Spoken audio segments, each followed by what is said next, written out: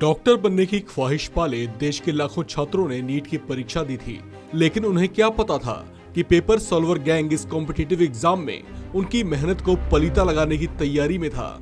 हालांकि सीबीआई ने NEET UG 2022 की परीक्षा में बड़े पैमाने पर धांधली करने वाले रैकेट का भांडा फोड़ दिया। साथ ही इस रैकेट के मास्टरमाइंड और सॉल्वर समेत 8 शातिरों को भी गिरफ्तार किया है। इस कार्रवाई के बाद सीबीआई ने बताया था कि कैसे इस रैकेट से जुड़े पेपर सॉल्वर्स असली कैंडिडेट्स की जगह डमी कैंडिडेट बनकर नीट की परीक्षा में बैठ रहे थे। इस सनसनीखेज खुलासे ने लंबे समय से नीट की तैयारी कर परीक्षा देने पहुंचे छात्रों के होश उड़ा दिए थे। अब इससे जुड़े कुछ और ऐसे खुलासे हुए हैं जिसे सुनेंगे तो आप भी चौंक जाएंगे। एनडीटीवी की एक रिपोर्ट में सीबीआई के सूत्रों के हवाले से बताया गया है कि मेडिकल की एक एक सीट का सौदा 20-20 लाख रुपए में किया जाता था। इस गड़बड़ घोटाले को अंजाम देने वालों ने 20 लाख रुपए के बदले मेडिकल की एक सीट ऑफर की थी। सूत्रों के हवाले से जो जानकारियां निकलकर सामने आई है, उसके मुताबिक ये रैकेट देश के 4 राज्यों में सक्रिय था।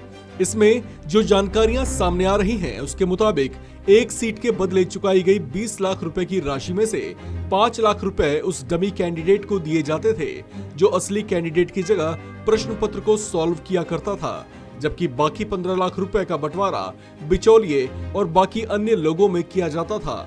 सूत्रों के मुताबिक सीबीआई इस मामले में दिल्ली से नीट एग्जाम में सक्रिय रहे 8 में से 6 पेपर सॉल्वर्स की गिरफ्तारी कर चुकी है। इसके अलावा इस रैकेट का मास्टरमाइंड बताया जा रहा सुशील रंजन भी गिरफ्तार किया गया है। उसकी गिरफ्तारी दिल्ली के सफदरजंग हॉस्पिटल से हुई है। ऐसा कहा जा रहा है कि ये वही शख्स था जो पेपर सॉल्वर्स को नियुक्त भी करता था और उन्हें पैसों का भुगतान भी किया करता था।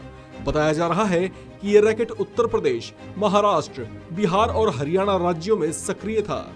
आपको बता दें कि इस रैकेट को लेकर एनटीए और सीबीआई को गुप्त सूचना मिली थी कि हरियाणा और दिल्ली के कुछ केंद्रों पर पेपर सॉल्वर्स रैकेट सक्रिय है, जिस पर कार्रवाई करते हुए सीबीआई ने अपनी गहन छानबीन आगे बढ़ाई और उसके चंगुल में इस रैकेट के कई लोग फंस गए।